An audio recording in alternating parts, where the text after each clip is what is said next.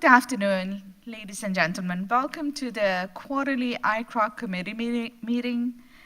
I would like to begin with the Pledge of Allegiance, a reminder of the values that unite us. Please stand. I pledge allegiance to the flag of the United States of America and to the republic for which it stands, one nation, under God, indivisible, with liberty and justice for all. Thank you.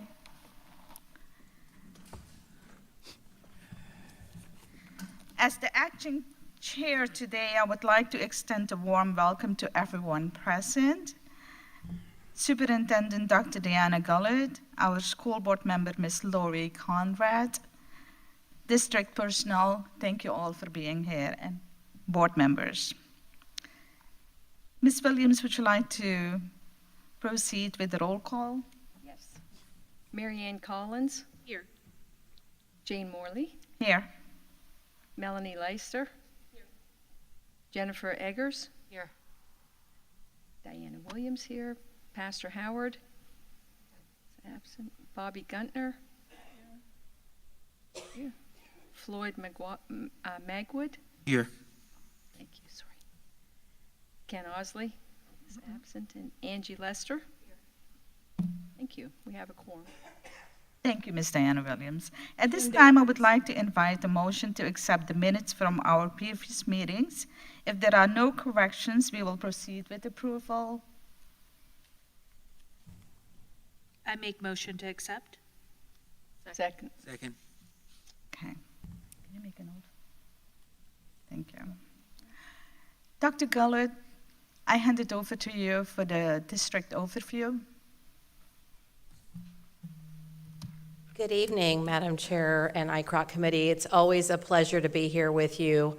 It's always interesting for me to be on this side. I spend so much time on that side. So again, humbled to be here with all of you representing our amazing district and 45,000 students. I'm going to do my overview a little differently tonight, and I'm going to start with showing a video, and I'll talk about the video when it's over. So, Mr. Christian, if we can begin that.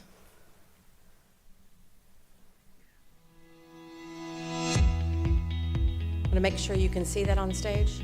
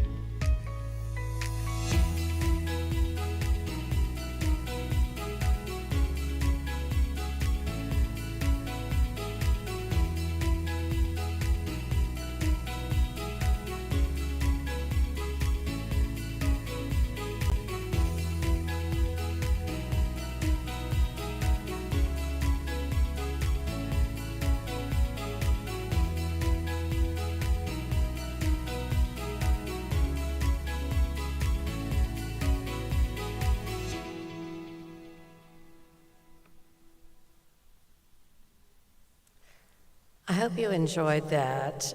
Just, oops, a little feedback. He's going to adjust.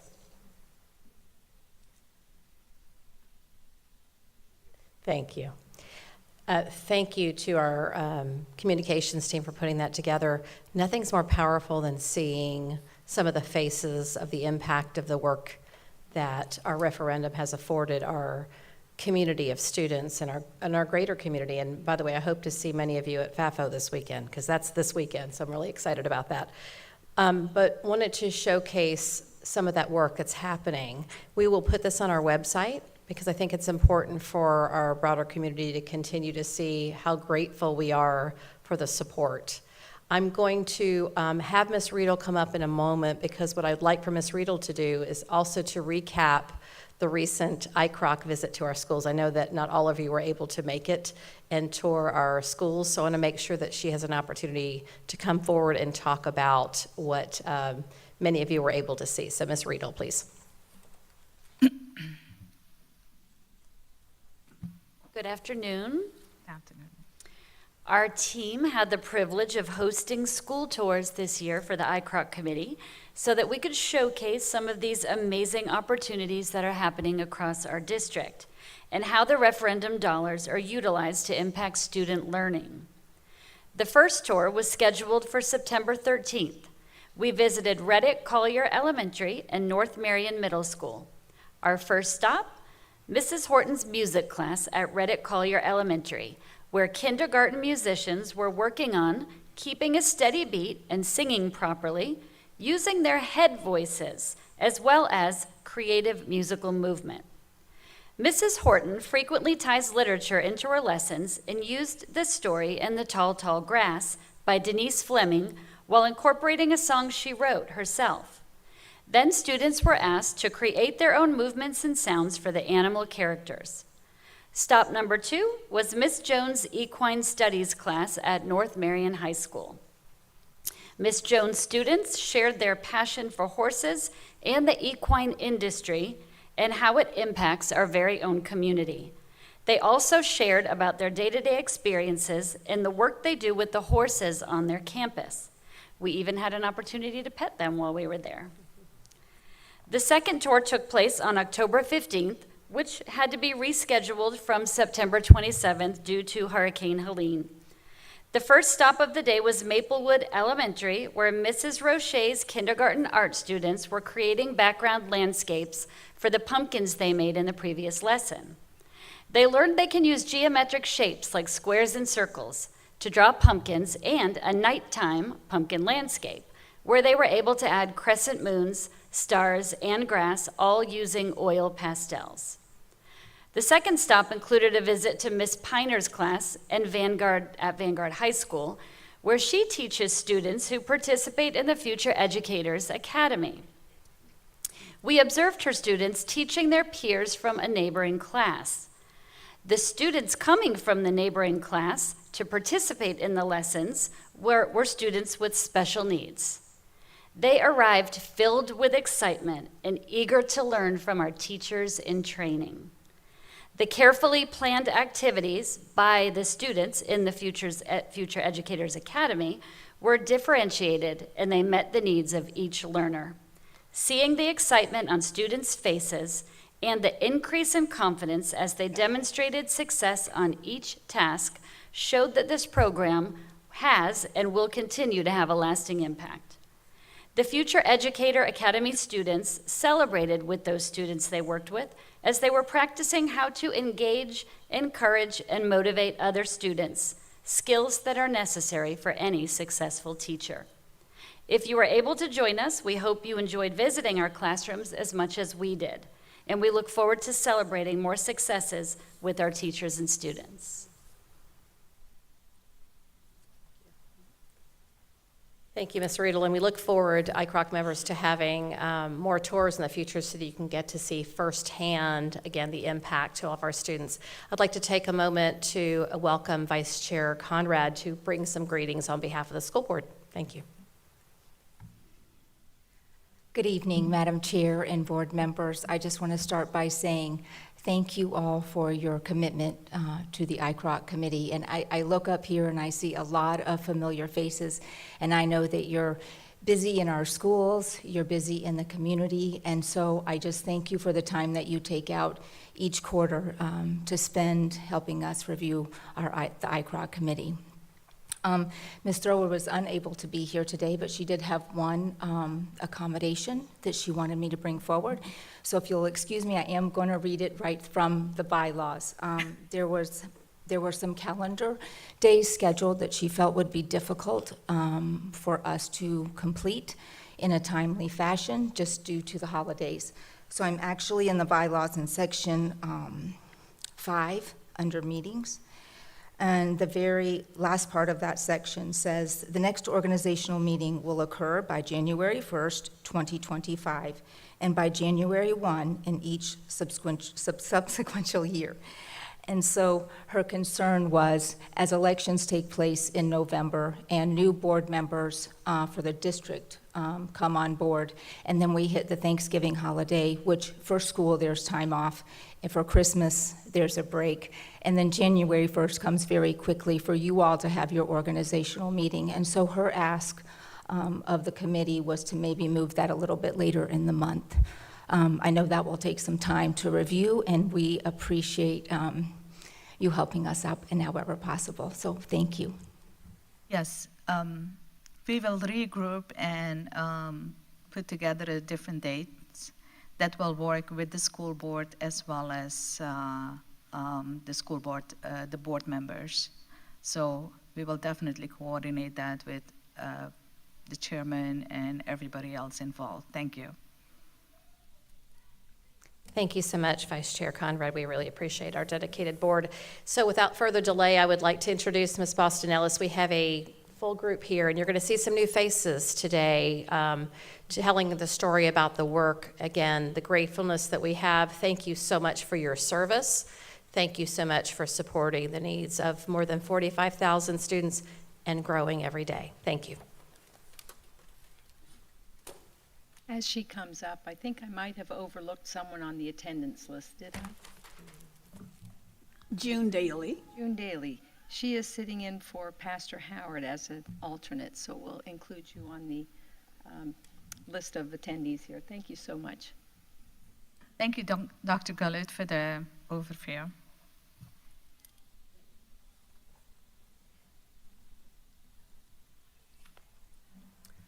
So good evening again. Good evening. We are also excited to present activities and the things that have occurred in the first quarter of the 2024-2025 year.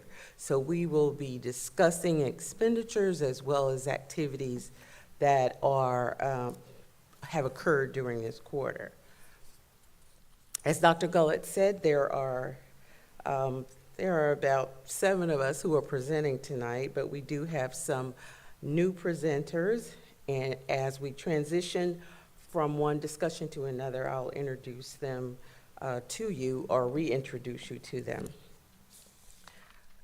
You should also have several attachments that were provided by the district. The first one is a synopsis of expenditures and budget for the referendum from July 1 through September 30th, 2024. That includes the district as well as charter schools and a current year total to date. You may recall that beginning last year we had to, statute required us to share referendum funds with the charter schools. So that's one of the attachments. The next attachment that you should have is examples of expenditures by program.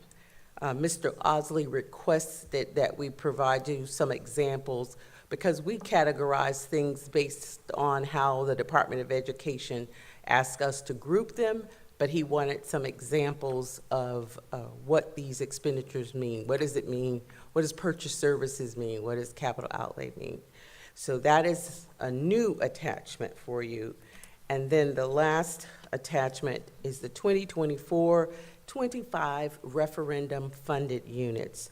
So this is basically the budgeted staff as well as the actual staff that were in place at the end of September 30th.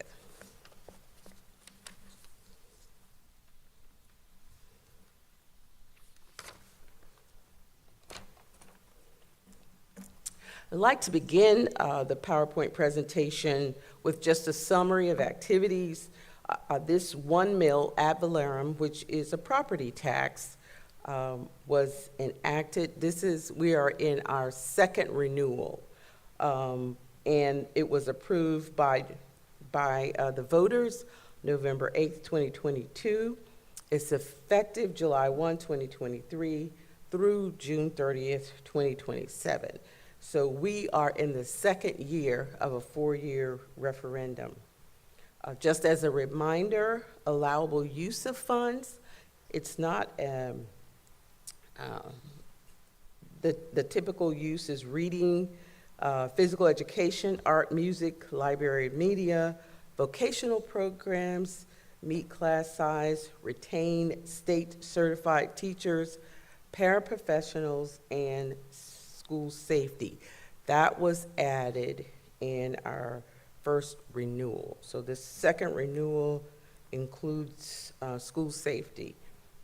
So our total collections from the 2015-2016 year, and these are actual collections, total $236 million, and the schedule that you have in front of you is by year. So including the current year's budget, we will have collected $236 million, and including the current year's expenditure, budget for expenditures, we are spending $230 million.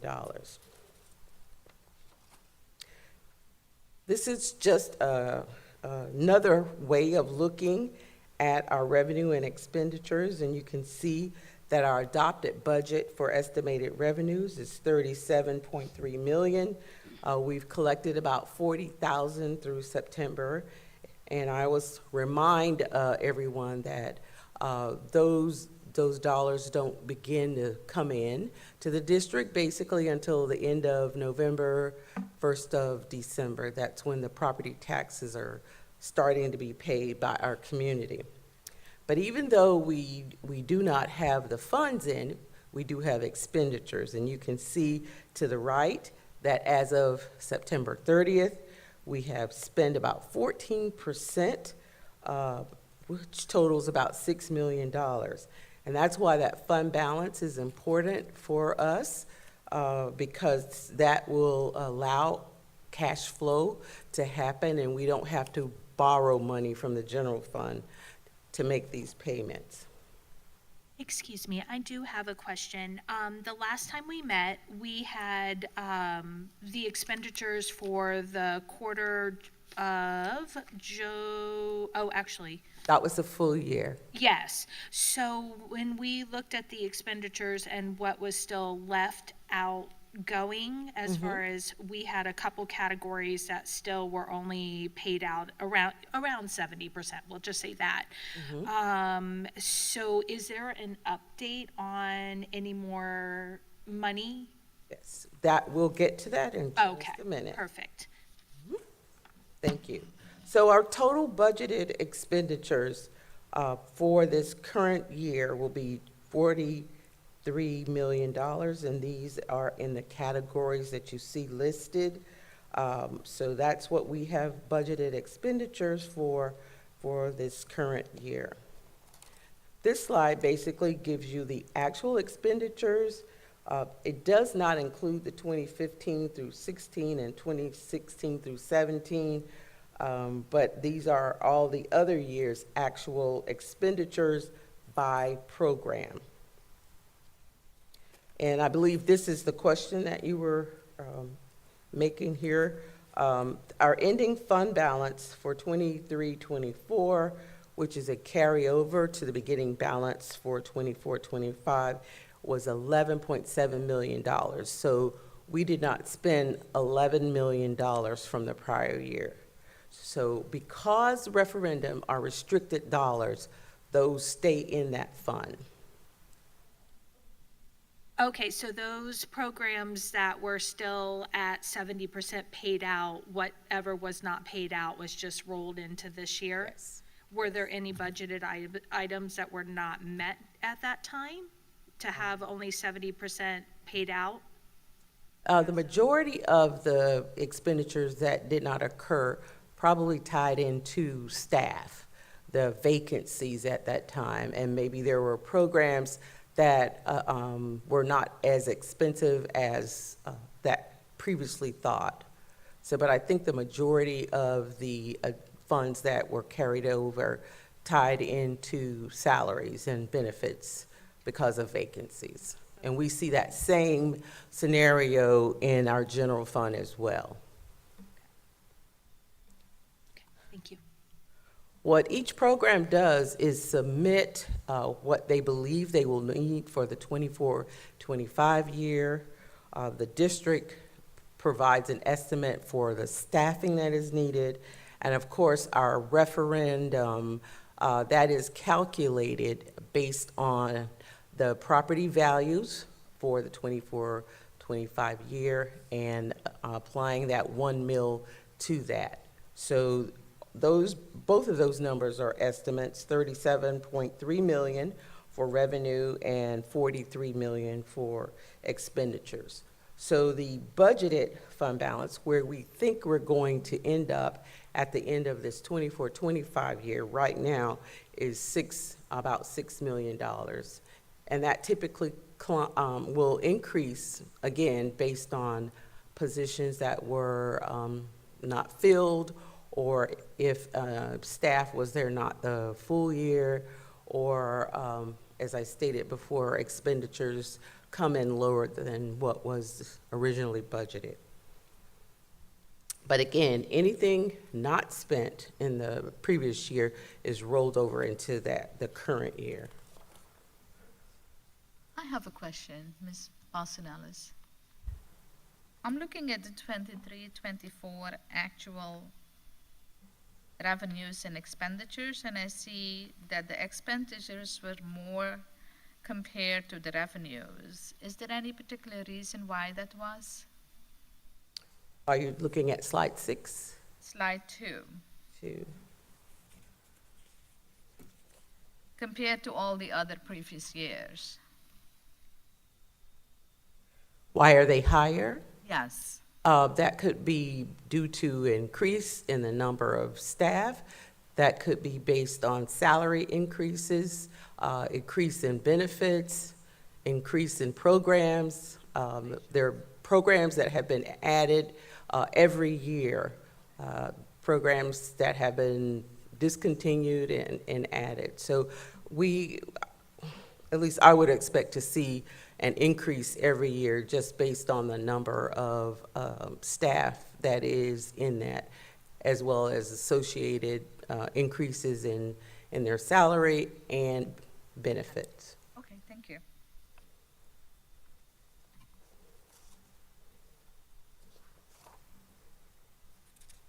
So our first category, you have known this as class size. During our budget work sessions, our board made the decision this particular category was including teachers, class size teachers, as well as kindergarten paraprofessionals. And our board made the decision to move those teachers into the general fund, and then you will see we also shifted some of the art, music, PE units from the general fund to referendum. So what we have in this category is kindergarten paraprofessionals, and this is an allowable expense for referendum. The total budget is $6.1 million, and we have 179 kindergarten paraprofessionals, of which 175 have been filled.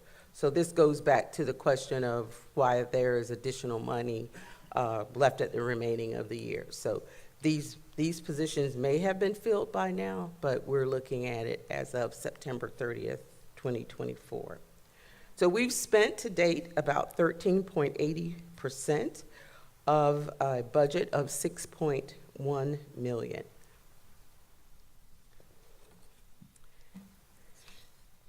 Now we'll talk a little bit about physical education.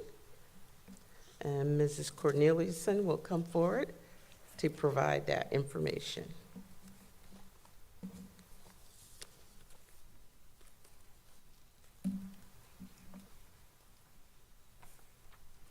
Good afternoon. Thank you for having me here today. It isn't often that we get to share out all of the great things that our physical education teachers are doing. Every single day, they have a huge impact on every student in all of our schools. Each year, educators rely on assessments and the data created by those assessments to identify if learning objectives of a course are being met. Physical education is no different. The PACER test is a multi-stage aerobic capacity test that is administered to every 3rd through 5th grade student in the fall and again in the spring.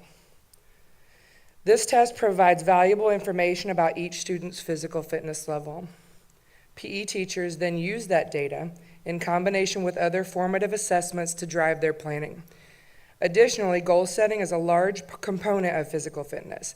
This pre-test data allows students to identify their baseline and set goals for maintaining or improving their own personal fitness levels. You'll notice in the picture, this is a snapshot from Sunrise Elementary School, the largest elementary school in our county. One of the, probably the most impacted school with the new schools that are going to be opened will be Sunrise and Marion Oaks.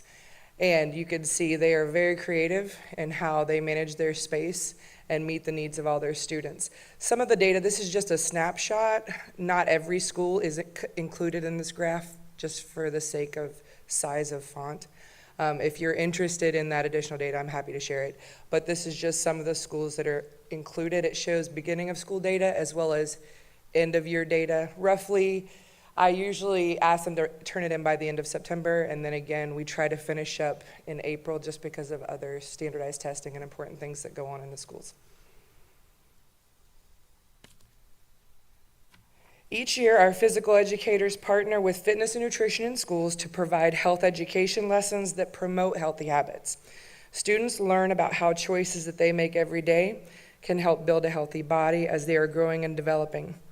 In these hands-on sessions, students are introduced to the components of healthy living, as well as how physical activity, good nutrition, water consumption, adequate sleep, and breathing clean air is crucial as they grow. We are so extremely grateful that the referendum funds physical education so that they can provide resources and education to our learners to support wellness, because we all know that healthy bodies fuel healthy minds. Thank you.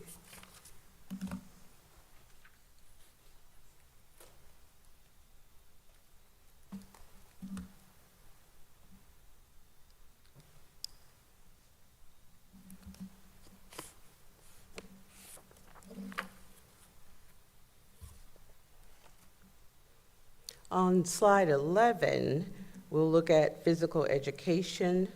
The PE teachers, there's 107, of which 104 have been filled. Also, PE technicians, there's a total of 25, and of which 24 have been filled. This budget of $9.5 million, we've spent about 14.86% of this budget, predominantly salaries and benefits. And you can look on your sheet to see what kind of items make up the materials and supplies that are included in this budget, as well as having been spent. Next, we will move on to the vocational programs. I spent some time at Bellevue High at their magnet and CTE programs on a couple of days ago, and just amazed at what our students are doing. There are some of the most gifted children, and when they leave our school system, they will leave with not only a degree, but they will also leave with credits and all kinds of things that they have learned and they've recouped from being a part of the magnet as well as the CTE program. And before I get carried away, because I was just so amazed at how smart and what the students are doing and what our teachers are doing, challenging them. I won't steal any more of the thunder for Miss Audie. She'll come forward.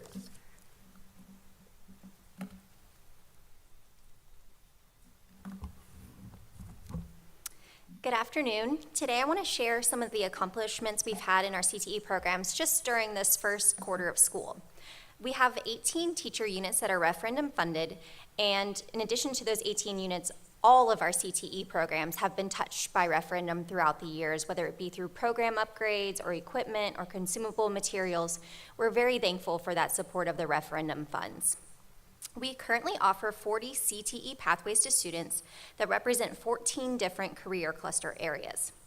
This year, we were able to open 2 new programs. At Bellevue High and Westport High, we were able to expand our health science offerings by adding the new Behavior Health Technician program. We hope to see that program continue to grow at some other schools as we move forward. We were also able to open an Artificial Intelligence Foundations program at Forest High. We are always looking to keep our programs up to date with the ever-changing job market and are excited to see these new programs get off the ground. We have 15,051 students enrolled in CTE programs throughout the district. Of those 15,000 students, many of them actually participate in multiple CTE programs and complete in multiple programs as they graduate high school. Every high school has a Career Choice Academy students can apply to attend outside of their base school. This year, we have over 1,000 students enrolled in those Career Choice Academies. Brand new for this year, and my most exciting initiative in my opinion, we're offering Marion County's first ever registered pre-apprenticeship program at Lake Ware High School. We've been working with students and parents in that program over the last month to get them registered, and hopefully by the end of next week, we'll have a final count of how many students are actually registered in that pre-apprenticeship. This program gives students the opportunity to participate in a 160-hour summer paid internship in the construction field. And at the completion of 2 years of that program, they participate as of the age 16 until they graduate. Then they can seamlessly move straight into an apprenticeship program and get some time off of that apprenticeship program after high school. One of our main goals in CTE is to expose students to as many career opportunities and work-based learning experiences as possible. During the first quarter, we've already had many students out to participate in work-based learning, and the number continues to grow as we move through the school year.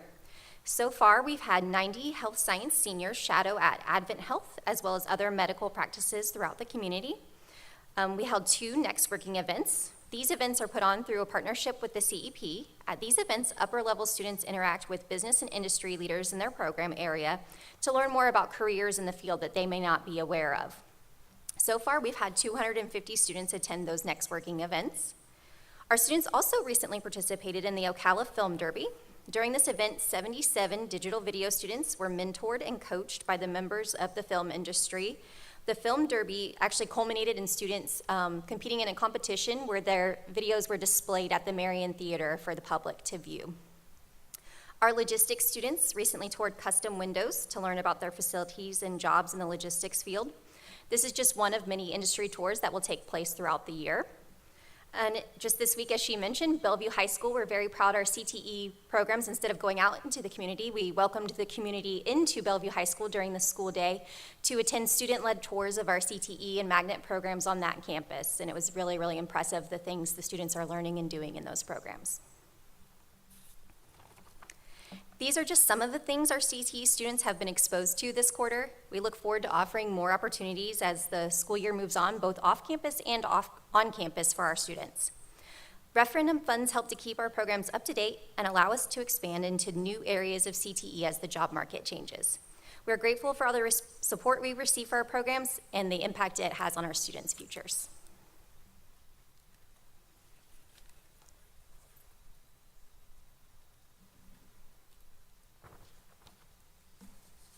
Thank you, Ms. Audie.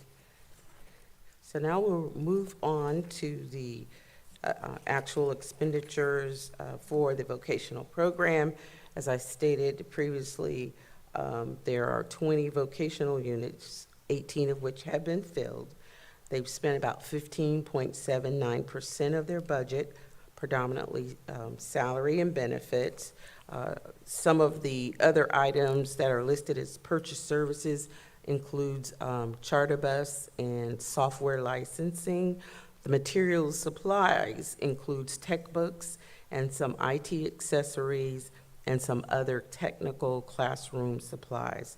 The capital outlay includes IT equipment, Chromebooks, computers, monitors, and iPads. So those are some of the expenditures in addition to salary and benefits. Their total budget is $2.4 million. Next, we have a newcomer to the ICROC presentation, and that's Ms. Hughes. She is the coordinator of media-related instructional services.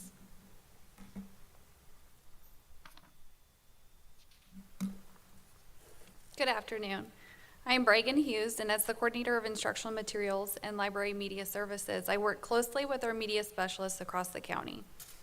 In the time being in this role, which has been very brief, I have had the opportunity to be on school campuses and in many libraries across the county. I can share that the media specialists are all grateful for the role that they play on each of their campuses every day to promote a love for literacy. During our Media Specialists in Service Day back in August, 48 of our media specialists from across the county came together at the Silver River Museum for a day of collaboration and professional learning, which showcased WorldBook, Gale, and Beanstack. Each of these platforms promote student love for learning and, of course, reading.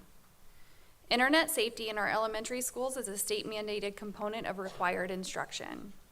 I am happy to share that 20,901 of our elementary-age students have received instruction on internet safety. Because the internet and technology is so easily accessible, it is imperative that students learn the importance of being safe online, even at a young age.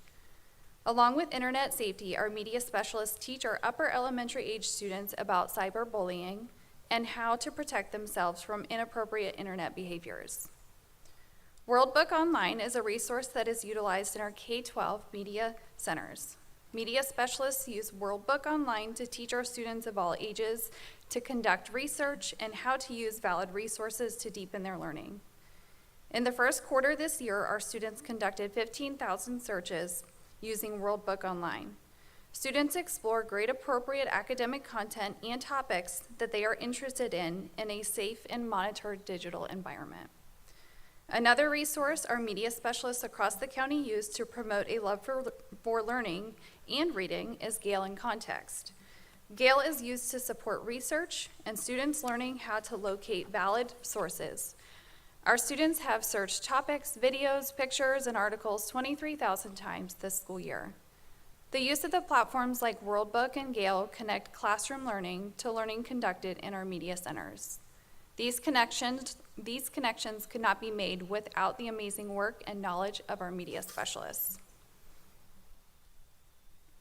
As of October 2nd, media centers across the county have checked out a total of 84,903 books.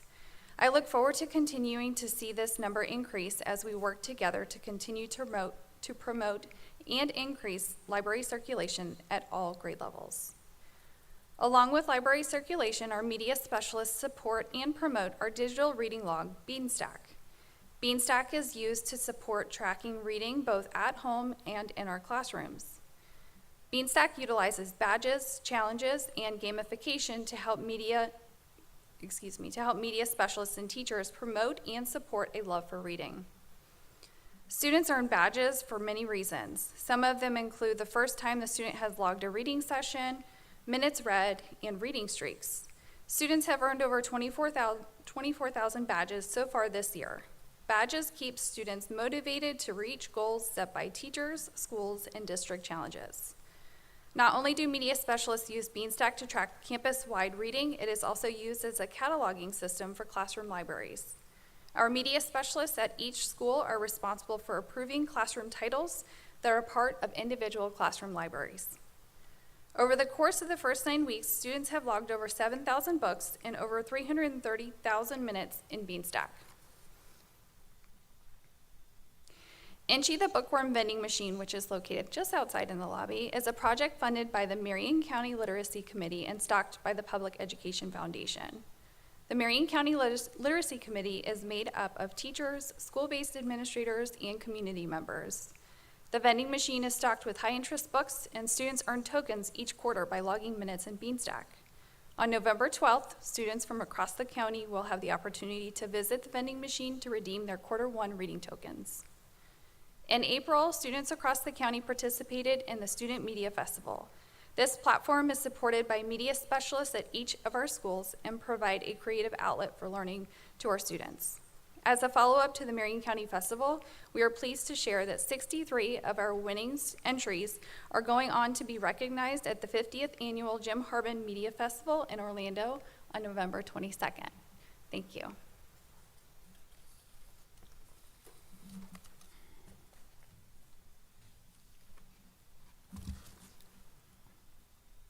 We welcome Ms. Hughes to our ICROC team.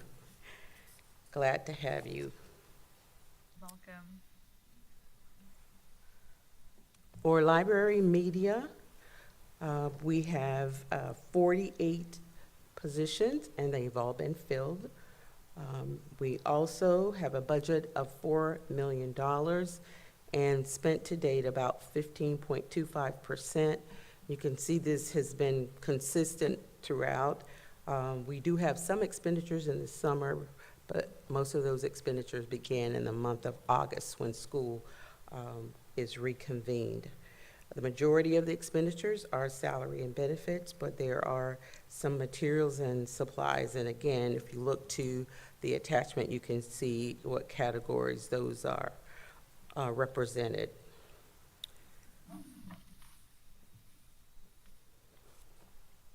Next, we'll go on to fine arts with Ms. Brooke Hutto.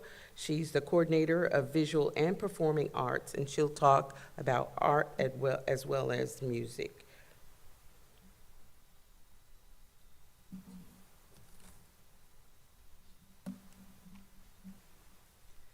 Good afternoon. I'm so excited to see you guys again. I am Brooke Hutto, coordinator for Fine Arts. As always, thank you for being here and for your contributions to this group. The visual arts programs are up and running for the 24-25 school year. Our fifth graders across the county have been busy preparing their tag art for the annual tax collector's Kids Tag Art fundraiser. Our elementary and secondary programs alike are getting artwork ready for Fine Arts for Ocala, the Ocala Arts Festival, which is this weekend in downtown Ocala. We hope you will come join us. Shameless plug. It is from 10 a.m. to 5 p.m. And in addition to having K-12 artwork on display, we also have student performances from many of our schools in Marion County. They will be performing as well on Citizen Circle stage. In our first picture, you will see one of our local artists, Justin Alsadek, who came to Westport High School to speak to Mrs. Carter's students. The students are preparing to submit art to the student art competition at the Salvador Dali Museum in St. Pete. It's an annual competition they have, and Justin is a surrealist artist himself, so he came to help inspire the students a little bit and talk to them a little bit about artwork in a surrealist style. In the middle picture, you will see this is Miss Mel Broderick from Dr. N.H. Jones Elementary, and she is celebrating Dot Day with her students. This is an annual international celebration of the book The Dot by Peter H. Reynolds. The statement, "Just make a mark and see where it takes you," celebrates self-expression and the journey that art can take you on. This has become kind of an annual cultural celebration at her school. The kids really look forward to it. They decorate their own shirts. They get super excited. They create small dot artwork that fills her entire classroom. So it's really a very exciting school-wide event now. And then finally, you'll see a collaborative art project that one of our newest art teachers, Miss Beasley, worked on with her students at Legacy Elementary. This is a really cool collaborative project that they did with every 4th and 5th grade class. Each student received one small piece of the entire collaborative artwork. And they created, because they are the lions at Legacy, they created a bunch of different lion compositions, and then they actually hung in the rotunda for their open house celebration at the beginning of the year. So on our second slide, you can see that all of our high school marching bands are pictured. We have 7 different high schools, and every single one is represented on those images. In one of ours, we actually have a joint performance between 2 of our high schools as well. So band camps were held across the county 2 weeks before school began. They have been hard at work since the summer with our students preparing for their marching shows for this season. Their shows this year take you to ancient Greece, the land of Oz, the world of Barbie, and beyond. And we hope you have an opportunity to see them perform either at a high school football game or at their district performance assessment, which will be on Saturday, November 2nd at the Villages Charter High School. We actually had their pre-MPA this past Tuesday at Trinity Catholic High School, and it was really exciting to see all of our bands out there supporting one another and the kids cheering each other on. And last but not least, we are highlighting our Quaver Music Curriculum's latest edition for Marion County. This is actually a very exciting addition for us. This is the student account feature. We have not had this up until this year. Prior, we have had Quaver in the county, and Referendum has been helping to provide that for all of our elementary schools in Marion County.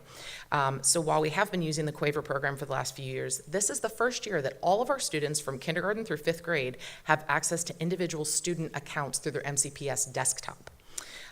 This feature allows students an incredible variety of interactive components that are included in the curriculum, including learning about the science of sound, practicing ear training, oral training, composing their own songs, and so much more.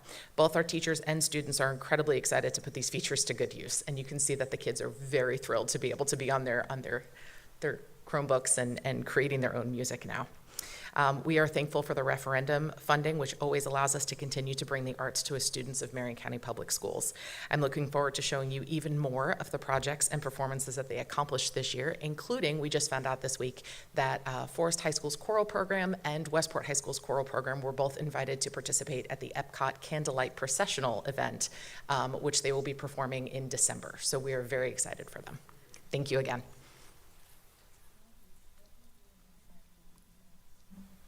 Really awesome. So we will take a look first at art and then music. As far as the art program funded by the Referendum, we have 54 teachers, 0.5 of Ms. Hutto, and then 12.5 paraprofessionals, one of which is vacant. Also, there are additional expenditures, dues and fees, materials and supplies, and purchase services, which total 15.35% of a $4.8 million budget for art. Music, there is a 0.5 coordinator, music teachers 56. We have paraprofessionals of 12.5, of which 11.5 are filled at the end of September. Again, the majority of these expenditures are salaries and benefits. There are some additional expenditures, and your attachment will help you see what kinds of items they are purchasing. So they've spent 15.51% of their budget, which totals $5.1 million. Next, please welcome another new member to our ICROC committee team, and her name is Nora Liz Santiago. She's the coordinator of professional leadership and learning.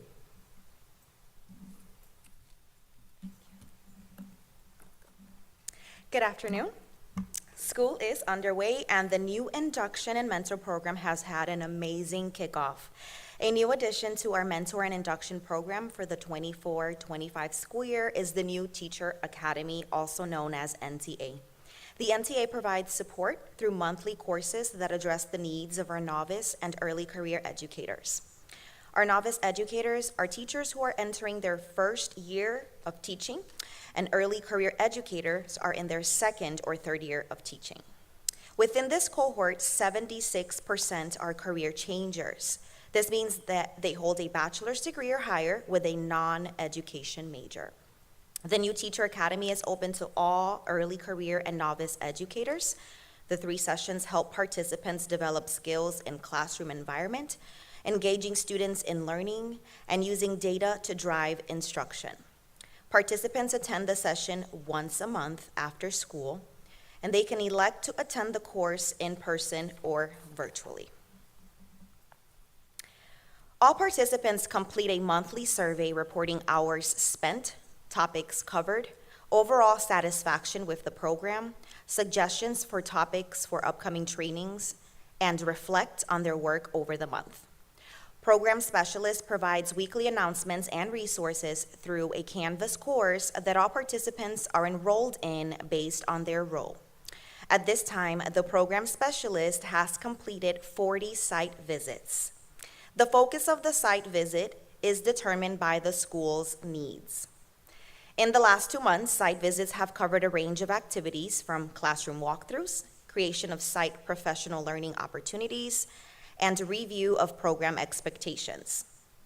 All leads and mentors attended their initial training course and reported that they are excited about the changes and enjoyed learning new skills for working with novice and early career educators. Professional learning opportunities offer both in-person and a virtual option after school. Their dedication to the program was evident when over 58 mentors attended a virtual training that had to be rescheduled from 9/26 to 9/25 due to the hurricane. Referendum funds provided to the Professional Leadership and Learning Department are used to support induction and mentoring. The tiered structures we have in place allow us to provide support for teachers within the first 3 years of their educational journey. Our goal is to make sure that every educator feels valued, supported, and equipped to help students learn and succeed. We want to create a smooth transition into the teaching profession, help develop effective teaching techniques, and encourage ongoing professional growth for our early career educators. Most of these funds are paid out towards the end of the fiscal year because they are earmarked for mentor and lead mentor supplements. Hours are documented throughout the year through the monthly surveys completed by both the mentor and novice educator. Leads and mentors receive their supplement payment by June. All teachers identified as novice, which is less than 6 months of teaching experience, receive a 1-to-1 mentor who supports their growth in the Florida Educator Accomplished Practices, or FEAPS. We currently have 170 teachers who fall into this category and have been assigned a qualified mentor. As positions are filled and applicants are cleared, this number will continue to increase. Mentors dedicate 30 hours of support, which amounts to approximately 1 hour a week, to growing our newest talented and targeting areas where they have opportunities to develop their craft. Completing the full 30 hours of mentee support allows the mentor to be compensated for the full supplement amount of $1,100. Lead mentors are selected by the school administration at all school sites to work with early career educators. Early career educators have taught for 2 to 3 years. Lead mentors facilitate the monthly school-based induction meetings driven from the needs specific to early career educators and FEAPS. Participants in these monthly professional learning sessions are early career educators. Lead mentors help educators set goals and access resources to help meet requirements to obtain professional certification. Lead mentors monitor surveys completed by all participants and meet quarterly to review survey data to ensure program requirements are being met and professional learning is meeting the needs reported. Lead mentors earn a supplement of $2,200 paid out of the end of the year for providing those 60 hours of support to the campus school-based induction participants. We also are excited to have added a new fine arts cohort. Teachers that work in specialized areas such as art or PE are often the only teacher of their subject area on campus. They now have virtual monthly sessions in addition to their on-site supports. An expert mentor is provided in the area of the support needed. This concludes my report. Thank you. Thank you.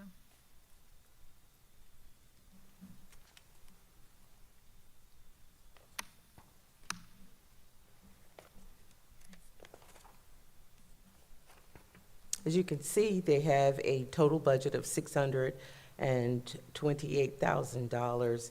No funds have been spent as of the end of September, but as Ms. Santiago stated, the majority of those dollars are paid out at the end of the school year. Next, we'll move on to safe schools. As usual, Mr. Dennis McFadden will lead us into discussing this. He is the Executive Director of Safe Schools. Thank you. Good afternoon. As we embrace these new mandates, it is essential that we adapt and evolve while maintaining our commitment to collaboration, best practices, and the safety and security of our students and staff. This year, we will focus on key changes related to the access control, particularly due to House Bill 1473. This legislation mandates that all gates, doors, and access points that limit entry and exit must remain closed and locked when students are on campus. There are some exceptions are allowed only when these areas are actively monitored by staff or have received specific exemptions documented in the Florida Safe Schools Assessment Tool, better known as FSAT, based on other safety measures that are put in place. To enhance security, we have begun adding additional cameras to our middle school campuses.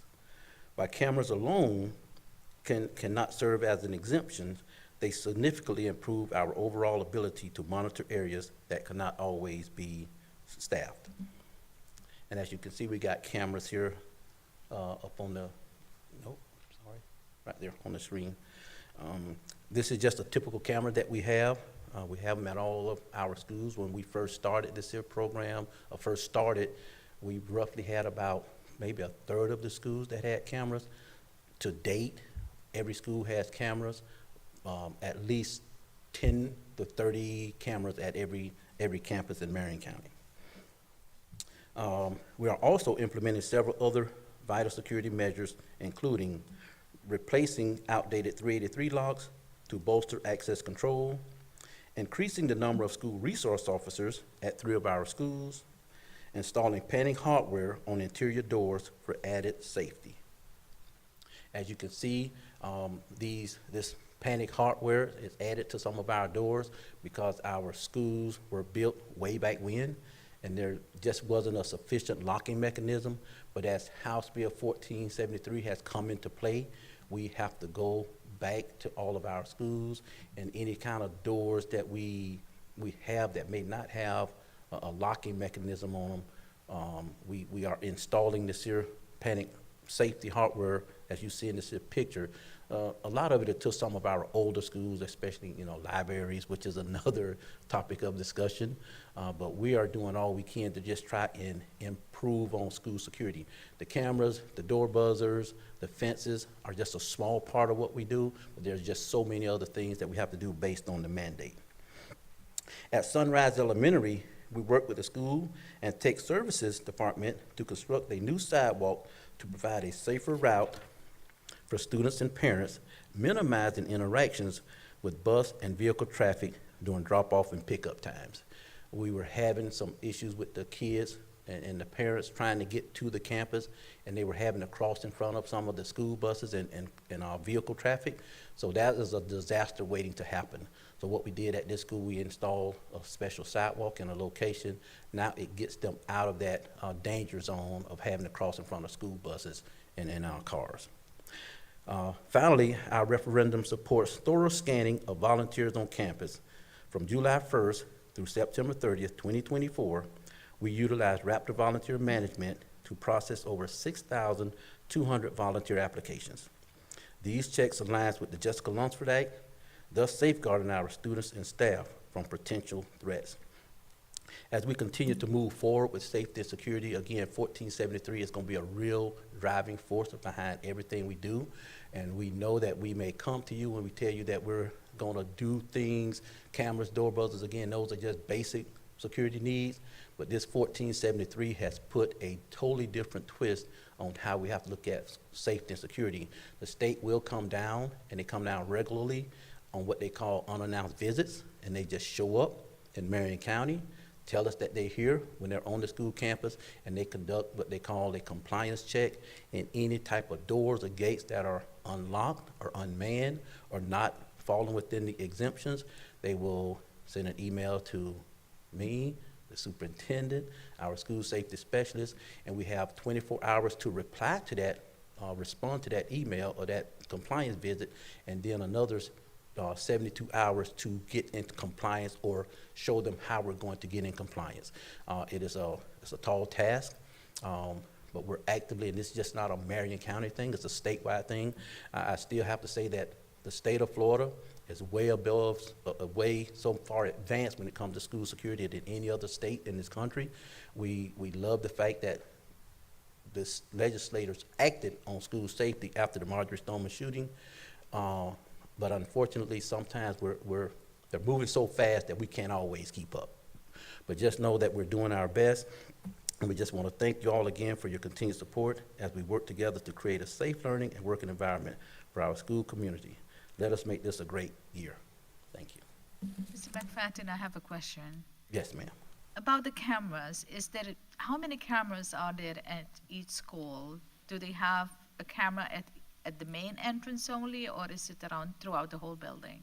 So it depends on the school and the makeup and design and the uniqueness of each school, but each school has at least 10 cameras, and we're talking about most of the elementary schools, but it could go up to 30 or 40 at all of our high schools.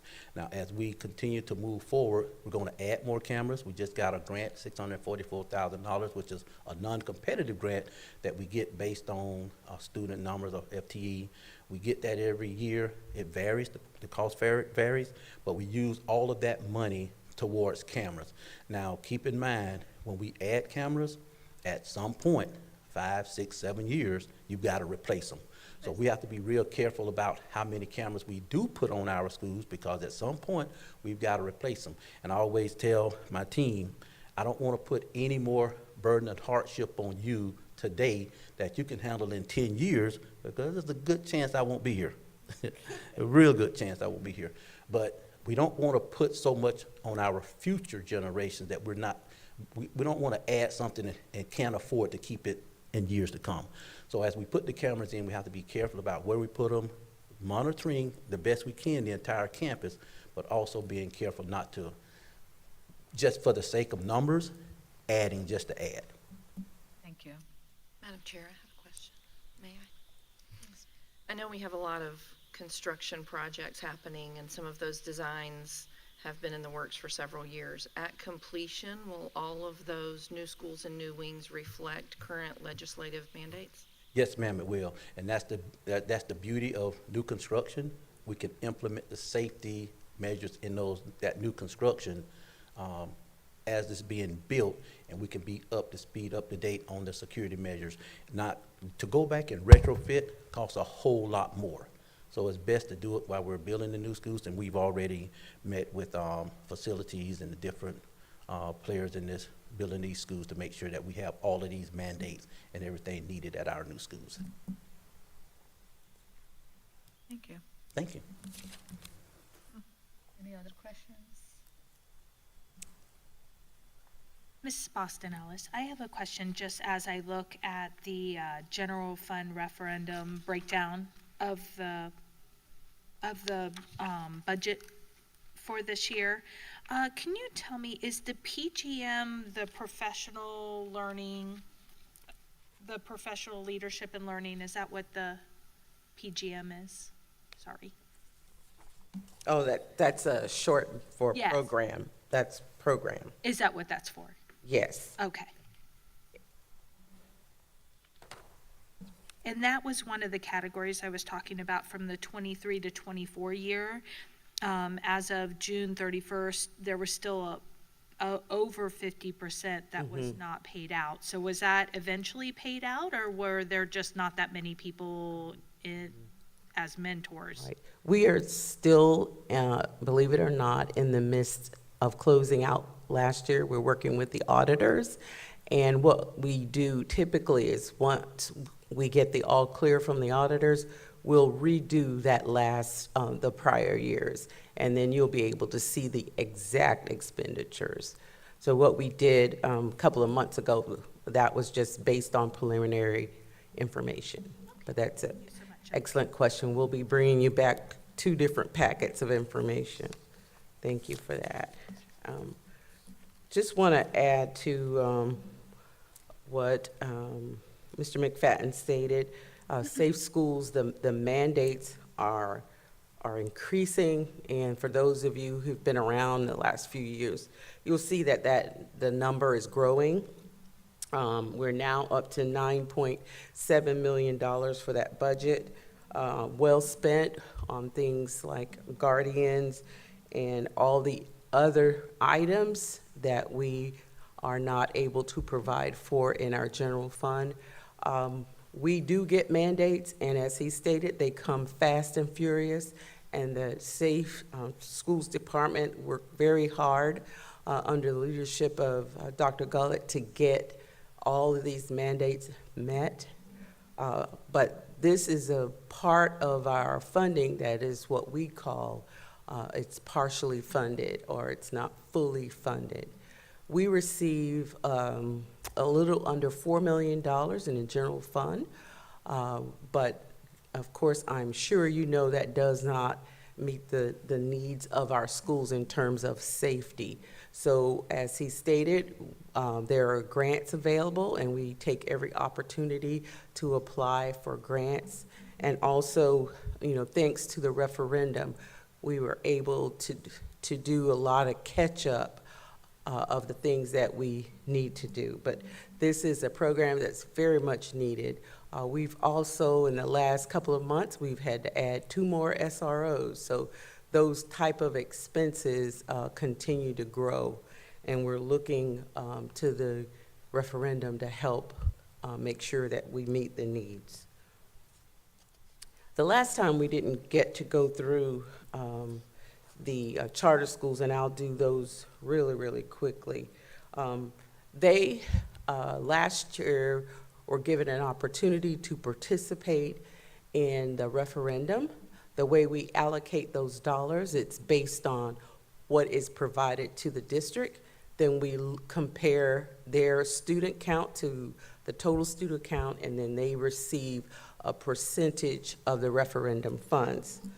As you can see here, they have provided us about 6 different categories that they have created budgeted expenditures for, to the total of $746,000, and they're using the categories that are available.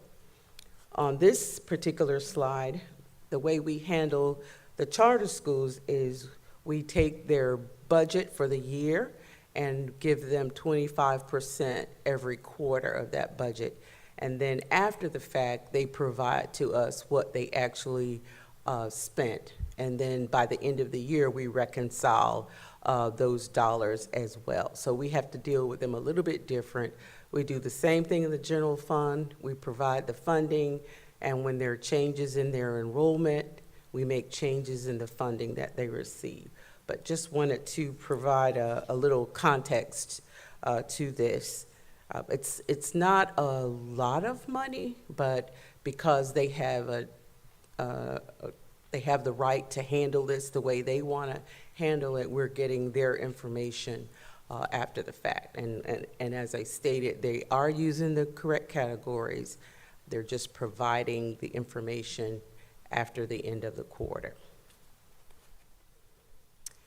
And the rest of the slides are pretty much redundant, basically sharing with you what their budget is and what they've spent. And as I said, we provide just a fourth every quarter, and then reconcile it as we receive their reports.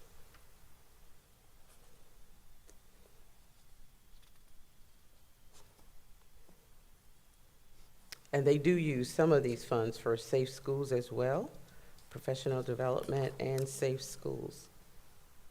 And I believe I know our district works in conjunction with them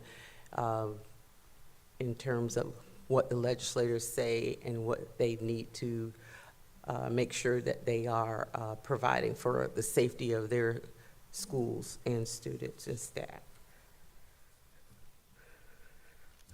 So we're at a part, if you want to have any additional questions or comments. Ms. Morley, I'll turn it back over to you. Or do we have any questions? I just have one comment on on the breakdown of the positions, what's available, what's filled per school. Is there any way, or is it not pertinent to this, that we could also put those professional leadership and learning positions on there as well? Just so we could see that that's been filled as needed? So when you're talking about the professional leadership and learning, you're talking about the mentors? Correct. I'm sure we can try to do Only that. because it's a large part of the budget that is allocated. So it'd be good to see, what are positions that haven't been filled and where, that type of thing. Well, they're not full-time units. They're staff that's already working, Right. and they would be paid a stipend. But I think we could probably do that, Ms. Santiago. We could probably provide to you, probably in a note at the bottom, to say how many mentors we have. And so, yes.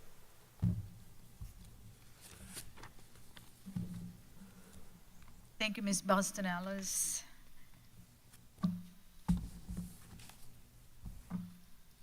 Our next meeting dates, I would like to take a moment to confirm the dates and time for our next meeting.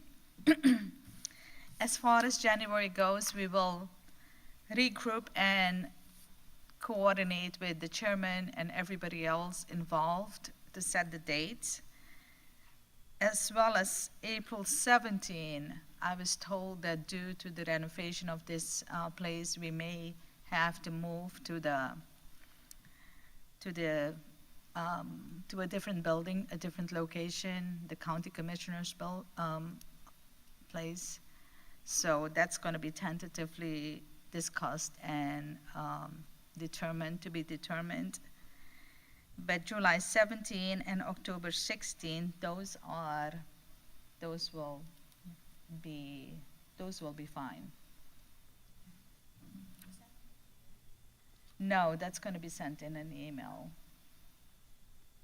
Do we have any other matters to discuss? I was curious, has the annual report to the school board been made? Yeah, I'm working on it. Okay. I was just curious, that's all. Thank you. If there are no further items on the, I would like to move forward to adjourn this meeting. A motion to adjourn? Can I have a motion to adjourn? A second. Thank you all for your time and contribution, and I look forward to our next meeting. And I'm sure